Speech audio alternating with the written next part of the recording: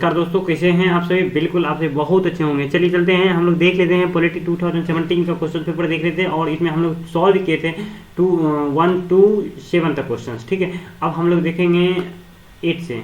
ठीक है, 8वां number question क्या है इसमें। देखिए, जब 8 नंबर क्वेश्चन की बात करते हैं, ये डेमोक्रेसी से रिलेटेड है। देखिए क्या है, कहता है democracy superior value lies in the fact that it calls into activity। ठीक है, कहता है कि डेमोक्रेसी जो है एक अच्छा मतलब भाग्य है। ठीक है, जो कि lies in that calls into activity. ठीक है, तो इसमें देखिए ऑप्शंस नंबर हमारे पास है 4 ऑप्शन है। ए ऑप्शन है the intelligence and characters of the ordinary men and women, और बी जो ऑप्शन है यहाँ पे बी नंबर ऑप्शन है the method for strengthening executing leadership, और सी नंबर ऑप्शन है यहाँ पे a superior individual with dynamic and vision, और डी नंबर ऑप्शन है a band of dedicated party workers. ठीक है, तो इसमें देखिए इसका जो करेक्ट आंसर होगा, इसका करेक्ट आंसर होगा आप इसका पॉज करके आप हमें कमेंट बॉक्स में दे सकते हैं। देखिए मैं इसका करेक्ट आंसर बता देता हूँ। इसका जो करेक्ट आंसर है, देखिए इसका करेक्ट आंसर है ऑप्शन नंबर ए। इसमें बताया गया है, देखिए ऑप्शन नंबर ए में कहता है the intelligence and characters of ordinary men and women. ठीक है, इसका सही आंसर है। ठीक है, अब चलिए चलते हैं हम लोग क्वेश्चन नंबर 9 देखते हैं। 9 नंबर क्वेश्चन जो है ये है आपका प्रीएम्बल से रिलेटेड। देखिए प्रीएम्बल काफ़ी इंपॉर्टेंट है। ठीक है, जब हम यूपीएससी सीएससी की बात करते हैं तो उसमें प्रीएम्बल जो है काफ़ी इंपॉर्टेंट रोल प्ले करता है, और इससे ईयर, ठीक है, प्रत्येक साल एक ना एक क्वेश्चन जरूर आता है। इसीलिए आपको चाहिए कि प्रीएम्बल्स का स्टडी अच्छे से कर लें। ठीक है, अब चलिए देखते हैं इसमें क्या पूछा जा रहा है। कहता है which one of the following objective is not embodied in the preamble of the constitution of India. कहता है कि कौन सा, ठीक है, जब हम इसका ट्रांसलेट करते हैं, देखिए इसका ये बताया पूछा जा रहा है। कहता है निम्नलिखित में जो भी यहाँ पे दिया गया है इसमें कौन सा प्रीएम्बल्स में नहीं है। ठीक है, तो आप कहता है liberty of thought, economic liberty, liberty of expression, liberty of beliefs. ठीक है, तो इसमें जब देखते हैं इसके करेक्ट आंसर्स, ठीक है, जब इसके करेक्ट आंसर्स की बात करते हैं हम, तो यहाँ पे लिबर्टी ऑफ थॉट्स इसका भी बात किया गया है, लिबर्टी ऑफ एक्सप्रेशन इसका भी बात किया गया, और लिबर्टी ऑफ बिलीफ इसका भी बात किया गया है। यानी कि ऑप्शन नंबर बी जो है इसका बात नहीं किया गया है, प्रीएम्बल में इकोनॉमिक की बात नहीं किया गया है। ठीक है, तो इसीलिए इसका जो करेक्ट आंसर होगा ऑप्शन नंबर बी होगा। अब चलिए चलते हैं ऑप्शन क्वेश्चन नंबर 10 पे। 10 नंबर क्वेश्चन है। 10th नंबर क्वेश्चन क्या है इसमें, ये क्वेश्चन जो है आपका फीचर्स, ठीक है, फेडरलिज्म के फीचर्स से रिलेटेड है। तो क्या है, तो यहाँ पे पूछा गया है which one of the following is note A features of Indian federalism. तो कौन सा जो फेडरलिज्म है, इंडियन फेडरलिज्म का वो फीचर्स नहीं है। तो जब हम बात करते हैं, देखिए ऑप्शंस का, ऑप्शंस यहाँ पे 4 ऑप्शंस दिए हैं। इसमें चौथा पहला ऑप्शन जो है कहता है there is a independent judiciary in India, power have been clearly divided between the centre and state, और सी नंबर ऑप्शन है यहाँ पे federating units have been given unequal representation in the Rajya Sabha, और डी नंबर ऑप्शन है it is the result of an agreement among the federating units. ठीक है, देखिए यहाँ पे जब हम फेडरलिज्म की बात करते हैं तो हमारे देश में, ठीक है, तो हमारे देश में जो फेडरलिज्म का कॉन्सेप्ट है आया है, ये कनाडियन मॉडल पे बेस्ड है। ठीक है, तो इसी के बारे में क्वेश्चन पूछा गया है कि निम्नलिखित में कौन सा जो फीचर्स नहीं है फेडरलिज्म का। तो देखिए ऑप्शन नंबर जब बात करते हैं, कहता है कि पहला जो ऑप्शन है कहता है there is a independent judiciary in India, और बी नंबर ऑप्शन है power have been clearly divided between the centre and state, और सी नंबर ऑप्शन है the federating units have been given unequal representation in the Rajya Sabha, और D number option है कहता it is result of an agreement among the federating units. ठीक है, देखिए इसका जो करेक्ट ऑप्शन है, इसका करेक्ट ऑप्शन है ऑप्शन नंबर डी। ठीक है, कहता it is a result of an agreement among the federating units. ये फीचर्स नहीं है, यानी कि ये फीचर्स नहीं है, ये सब फीचर्स हैं, ये सब फीचर्स है और ये सब फीचर्स है, मतलब कि there is independent judiciary in India, बिल्कुल ये भी फेडरलिज्म का फीचर्स है। उसके बाद आपका power have been clearly divided between centre and state. जब हम 7th शेड्यूल में जाते हैं, ठीक है, वहाँ पे क्या है ना कि पावर का डिस्ट्रीब्यूशन की बात करते हैं। पावर का डिस्ट्रीब्यूशन जो होता है वो लिस्ट के अकॉर्डिंग होता है, ठीक है। तो जब हम लिस्ट की बात करते हैं, देयर आर 3 लिस्ट, ठीक है, मेनली 3 लिस्ट है और एक रेसिडेंट लिस्ट है जो कि सेंटर में आता है, ठीक है। तो देखिए पहला जो लिस्ट होता है वो आपका सेंट्रल लिस्ट आता है, ठीक है, इसको हम एक तरह से क्या कहते हैं, यूनियन लिस्ट भी कहते हैं। उसके बाद दूसरा जब हम बात करते हैं तो वो आता है आपका स्टेट लिस्ट, और थर्ड जो आता है वो कंकरेंट लिस्ट आता है, ठीक है। तो जब हम इसमें जाते हैं कंकरेंट लिस्ट में, और लास्ट जो आपका आता है ये आता है आपका रेसिड्यूअरी लिस्ट। तो देखिए सेंट्रल लिस्ट में जो है टोटल मिला करके जब हम बात करते हैं तो इसमें आपका 100 सब्जेक्ट आता है, ठीक है, 100 सब्जेक्ट आता है, जबकि ओरिजिनली 97 सब्जेक्ट ही आते हैं, ठीक है। मतलब 100 सब्जेक्ट मेंशंस है बट 97 सब्जेक्ट ही इंक्लूड किए जाते हैं। और जब हम स्टेट लिस्ट की बात करते हैं इसमें 61 सब्जेक्ट हैं, और जब ओरिजिनली हम बात करते हैं ग्राउंड लेवल पे तो इसमें 66, ठीक है, 66 सब्जेक्ट को रखा गया है। और जब हम लास्ट बात करते हैं यानी कि कंकरेंट लिस्ट की बात करते हैं तो इसमें टोटल मिला करके आपका 52, यानी कि ओरिजिनल की जब बात करते हैं हम तो 47 सब्जेक्ट आते हैं, ठीक है। तो इस पे क्या होता है ना कि लॉ बनाती हैं सारा का, मतलब सेंटर की बात करते हैं तो उसमें 97 पे लिस्ट लॉ बनाएगी, ठीक है। और स्टेट की जब बात करते हैं तो वहाँ पे 61 पे। उसी तरह से जब हम कंकरेंट की बात करते हैं तो इसमें दोनों मिल करके लॉ बनाते हैं। तो इस तरह से ये 3 लिस्ट हो गए आपका, और एक लिस्ट जो होता है वो होता है रेसिड्यूअरी लिस्ट। रेसिड्यूअरी लिस्ट में वो सब्जेक्ट आते हैं जो किसी को अपॉइंट नहीं किए गए हैं, जो कि नया नया क्या होता है ना कि सिटीत होते हैं, जो नया नया प्रॉब्लम फेस करते हैं, नया नया उस पर लॉ बनाने की आवश्यकता पड़ती है, जैसे कि साइबर क्राइम से related, these are comes under the residuary list. और जब रेसिड्यूअरी लिस्ट पे लॉ बनाने की बात आती है, उस पर काम करने की बात आती है, उस पर उस समय सेंटर फिगर में आ जाते हैं, यानी कि सेंटर इस पे लॉ बनाती है, ठीक है। तो इस तरह से ये था इसका फीचर्स, आप यहाँ पे देख पा रहे होंगे, ठीक है। 3 फीचर्स यहाँ पे प्रोवाइड किए गए। There is an independent judiciary in India, powers are clearly divided between centre and state. अभी आपको अच्छे से यहाँ पे क्लियरली सारा चीज़ का एक्सप्लेनेशन किए। उसके बाद जब हम सी नंबर यानी कि तीसरा फीचर्स थे, federal units given equal representation in Rajya Sabha, ठीक है, ये था। तो देखिए अब चलते हैं हम लोग क्वेश्चन नंबर 11 पे। जब हम क्वेश्चन नंबर 11 की बात करते हैं तो ये क्वेश्चन जो है आपका कैबिनेट से रिलेटेड है, ठीक है, कैबिनेट गवर्नमेंट से रिलेटेड है। क्या क्वेश्चन से देखते हैं, कहता है क्या कि out of the following statement choose the one of that brings out of the principle underlying the cabinet from the government, ठीक है।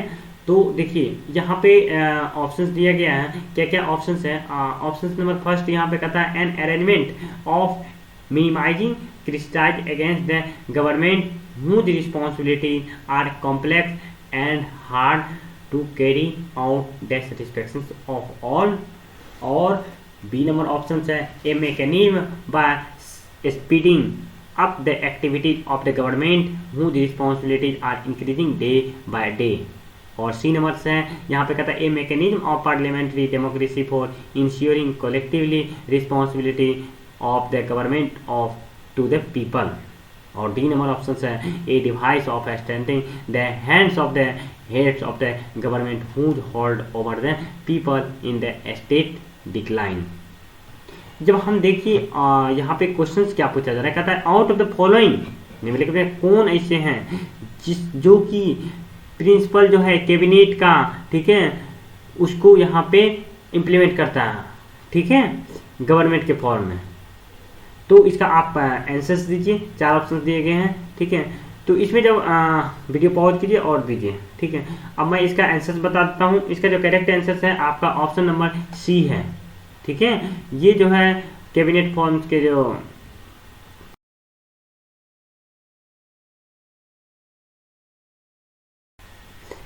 ये जो है आपका कैबिनेट जो गवर्नमेंट में है उसका जो प्रिंसिपल्स है उसको कहीं ना कहीं ब्रिंग्स करता है, ठीक है। यानी कि a mechanism of parliamentary democracy for ensuring collectively responsible of the government to the peoples, ठीक है। देखिए क्या होता है ना कि जब हम मिनिस्टर्स की बात करते हैं, ठीक है, जब आप मिनिस्ट्रीज के बारे में पढ़े होंगे, ठीक है, पॉलिटी पढ़े होंगे तो अवश्य मिनिस्ट्रीज के बारे में पढ़े होंगे, ठीक है। डिफरेंट डिफरेंट टाइप के मिनिस्ट्रीज होते हैं, ठीक है। तो क्या होता है ना कि काउंसिल ऑफ मिनिस्टर्स होते हैं, ठीक है, एक काउंसिल ऑफ मिनिस्टर्स होते हैं, ठीक है। उससे भी ऊपर होते हैं कैबिनेट मिनिस्ट्री, ठीक है। तो कैबिनेट मिनिस्ट्री, ठीक है, तो इसमें ज़्यादा मेंबर नहीं होते हैं, ठीक है, इसमें 4 से 5 मेंबर ही होते हैं, ठीक है। एक प्राइम मिनिस्टर्स होते हैं और उसके अलावा 4 मिनिस्टर्स और होते हैं। तो ये सारे के सारे इसी के बारे में पूछा जा रहा है, क्या ये जो है जो पब्लिक है उसके प्रति रिस्पॉन्सिबल होते हैं? तो बिल्कुल ये रिस्पॉन्सिबल होते हैं, ठीक है। यही चीज़ यहाँ पे सी नंबर में बताया गया है कि ये जो है कैबिनेट जो होता है ये पब्लिक के प्रति रिस्पॉन्सिबल होते हैं, ठीक है, गवर्नमेंट को चलाने के लिए। देखिए जो बड़े से बड़े, ठीक है, स्ट्रिक्ट और तुरंत कोई फैसला लेना हो तो उस समय प्राइम मिनिस्टर जो होते हैं वो एडवाइस लेते हैं कैबिनेट मिनिस्ट्री से, ठीक है। अब चलिए चलते हैं क्वेश्चन नंबर 12 पे, ठीक है। जब 12 नंबर क्वेश्चंस की बात करते हैं तो यहाँ पे 12 नंबर क्वेश्चंस क्या है, कहता है ये फंडामेंटल ड्यूटी से रिलेटेड है, ठीक है। तो क्या है, कहता है कि which of the following statement is true, ठीक है, of the fundamental duties of Indian citizens, ठीक है, इंडियन सिटीजन्स के लिए, ठीक है, फंडामेंटल ड्यूटीज के लिए ट्रू है। तो यहाँ पे 2 स्टेटमेंट दिया गया है। कहता है a legislative process has been provided to enforce the duty, ठीक है। कहता है कि लेजिस्लेटिव प्रोसेस के थ्रू इसको इन्फोर्स किया जा सकता है, किसको? तो फंडामेंटल ड्यूटी को। दूसरा स्टेटमेंट है, कहता है there are correlative to legal duty, कहता है ये जो है लीगल ड्यूटीज में भी आते हैं। तो चलिए इसका जो यहाँ पे ऑप्शन दिया है A only, B only, C में दिया है A एंड 2 और D में दिया है नाइदर 1 और 2। जब देखिए जब इसमें बात करते हैं, ठीक है, फंडामेंटल ड्यूटी की बात करते हैं, ठीक है। अब देखिए फंडामेंटल ड्यूटीज जो ऐड किया गया था, ठीक है, फंडामेंटल ड्यूटी की जब बात करते हैं हम तो फंडामेंटल ड्यूटी की जब बात करते हैं तो फंडामेंटल ड्यूटी, ठीक है, 42nd, ठीक है, 42nd अमेंडमेंट, ठीक है, एक्ट आया था कब? तो 1976 में, ठीक है। तो 1976 में आया था। तो उस समय फंडामेंटल ड्यूटीज को इंडियन कॉन्स्टिट्यूशन में ऐड किया गया था। और जब ऐड किया गया था तो ये किस कंट्री से लिया गया था? ये जो है आपका यूएसएसआर से लिया गया था, ठीक है। और जो फंडामेंटल ड्यूटीज जो है ये कहीं ना कहीं, ठीक है, ये आपका ना ही लेजिस्लेटिव प्रोसेस के थ्रू किसी पे इम्पोज किया जा सकता है या इन्फोर्स किया जा सकता है, ठीक है, पब्लिक पे, ना ही इस पे लीगल कहीं ना कहीं एक्शंस लिया जा सकता है, ठीक है। ये कहीं ना कहीं एक हम अपने राष्ट्र के हित के लिए, राष्ट्र के प्रति कितना समर्पित है उसे कहीं ना कहीं व्यक्त करता है, ठीक है। इसीलिए फंडामेंटल ड्यूटी प्रोवाइड किए गए हैं। और अभी तक में, ठीक है, 2002 तक का ये ऐसा, मतलब 2002 में भी कुछ फंडामेंटल ड्यूटीज को ऐड किया गया था। तो उसको लगा करके अभी टोटल 11, ठीक है, टोटल 11 फंडामेंटल ड्यूटीज अभी हमारे कॉन्स्टिट्यूशन में अवेलेबल है। तो इसीलिए यहाँ पे ना ही आपका स्टेटमेंट ए करेक्ट है, ना ही स्टेटमेंट 2 करेक्ट है। यानी कि ना ही ए ऑप्शन होगा, ना ही 2 ऑप्शन होगा, ना ही 3 ऑप्शन होगा, ऑप्शन नंबर डी होगा। अब चलिए चलते हैं यहाँ पे देखते हैं, ठीक है। अब ये जो कहता है कि which one of the following envisaged by the right against exploitations in the constitutions, ठीक है। देखिए राइट अगेंस्ट एक्सप्लॉइटेशंस, ठीक है। जब हम फंडामेंटल राइट्स की बात करते हैं, ठीक है, तो फंडामेंटल राइट्स जब हम आर्टिकल 12 to 35 तक जाते हैं तो फंडामेंटल राइट्स की बात किया जाता है, ठीक है। तो इसी में आपका जो है 14 to, ठीक है, 18 ये राइट टू इक्वलिटी की बात करते हैं, ठीक है। उसके बाद सॉरी राइट टू फ्रीडम की बात करते हैं। उसके बाद 19 टू 23 राइट टू इक्वलिटी की बात करते हैं, ठीक है। तो इस स्थिति में सॉरी राइट टू इक्वलिटी की जब बात करते हैं, ठीक है, तो राइट टू इक्वलिटी आपका आर्टिकल 14 टू 18 तक, ठीक है। उसके बाद जब हम राइट टू फ्रीडम, ठीक है, राइट टू फ्रीडम की जब बात करते हैं तो आपका कहाँ से कहाँ तक 19 टू, एक मिनट,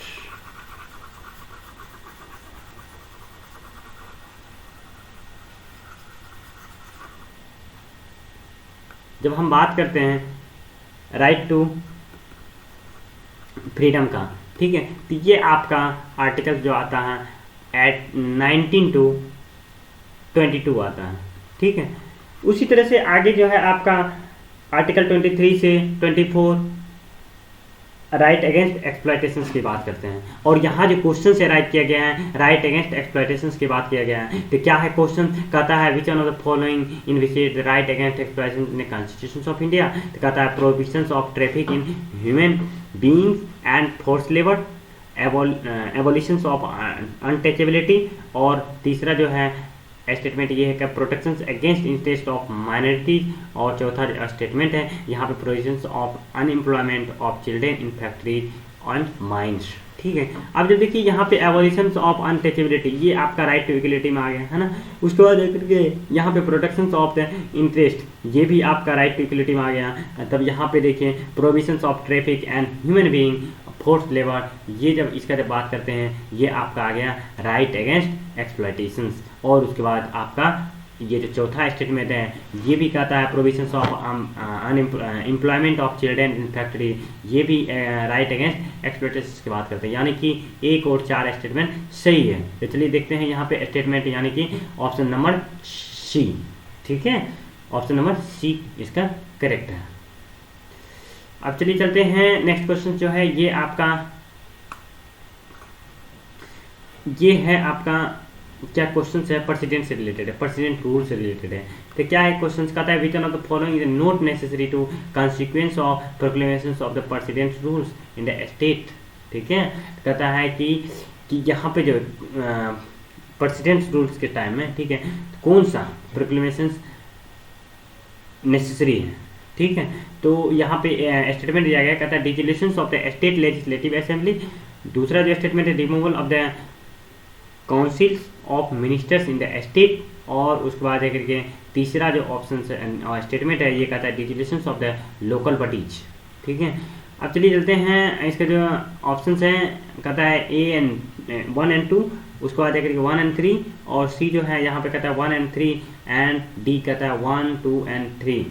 चलिए इसका वीडियो पॉज कीजिए और इसका आप करेक्ट आंसर बताइए। चलिए मैं बता देता हूँ, इसका जो करेक्ट आंसर है ऑप्शन नंबर बी है, यानी कि 1 एंड 3 है, ठीक है, 1 एंड 3, यानी कि dissolution of the state legislative assembly and dissolution of the local bodies, ठीक है। अब चलिए चलते हैं क्वेश्चन नंबर 15 पे। देखिए 15 नंबर क्वेश्चन यहाँ पे पूछा गया है, कहता है right to vote and to be elected in India is, ठीक है। अब देखिए यहाँ पे कहता है right to vote and to be elected in India is, ठीक है। तो अब देखिए यहाँ पे जब हम बात करते हैं ऑप्शंस की, यहाँ पे 4 ऑप्शन दिया, कहता है fundamental rights, natural rights, constitutional right, legal right. कहता है कि वोट देने का जो अधिकार है, ठीक है, और किसी को चुनने का अधिकार है, ये किस प्रकार का राइट्स है, फंडामेंटल राइट्स है, नेचुरल राइट्स है, कॉन्स्टिट्यूशनल राइट्स है, या लीगल राइट्स है। तो इस तरह से इसका जो करेक्ट आंसर होगा, इसका करेक्ट आंसर होगा ऑप्शन नंबर सी। आपका जो राइट टू वोट का जो राइट्स है ये आपका कॉन्स्टिट्यूशनल राइट्स है। तो आज तक के लिए इतना ही, फिर आगे अगले दिन इससे आगे हम लोग क्वेश्चन पेपर जो है, ठीक है, यानी कि 16 से लेकर के जो रिमेंस बचा होगा और नेक्स्ट ईयर्स का क्वेश्चन पेपर डिस्कशंस करेंगे। तब तक आप लोग अपना पढ़ाई कंटिन्यू रखिए और जो एग्ज़ाम है उसके लिए आप लोग प्रिपेयर रहिए, ठीक है। 5 जून को एग्ज़ाम है 2022 का, ठीक है। तब तक के लिए थैंक यू।